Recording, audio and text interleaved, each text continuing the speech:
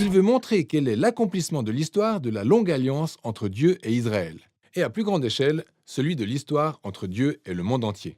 La conception du livre est très claire. Une longue introduction plante le décor des histoires de Jean-Baptiste et de Jésus. Puis, dans les chapitres 3 à 9, Luc dépeint un super aperçu de Jésus et de sa mission dans sa région natale de Galilée. Ensuite, la grande section intermédiaire du livre est dédiée au long voyage de Jésus vers Jérusalem qui nous amène au point culminant de l'histoire. La dernière semaine de Jésus à Jérusalem, celle de sa mort et de sa résurrection. Ce qui nous conduit ensuite au livre des Actes. Dans cette vidéo, nous allons nous concentrer uniquement sur la première moitié de l'évangile de Luc. La longue introduction relate en parallèle les naissances de Jean-Baptiste N'oublie pas et de à Jésus. liker, commenter et Il y a abonne-toi donc sur ce la couple chaîne. âgé, le sacrificateur Zacharie et Élisabeth, puis cette jeune femme célibataire, Marie, avec Joseph. Ces deux couples reçoivent la promesse divine improbable selon laquelle ils auront un fils. Et les deux promesses sont tenues lorsque Jean puis Jésus naissent.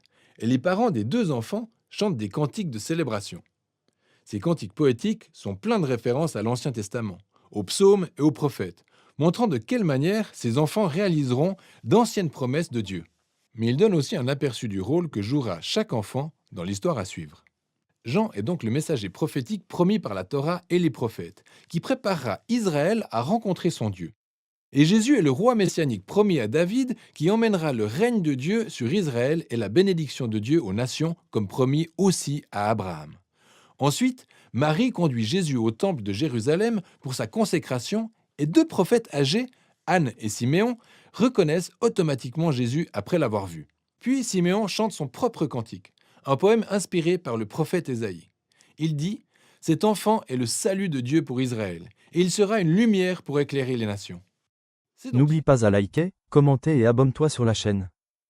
The Bible News. Your news.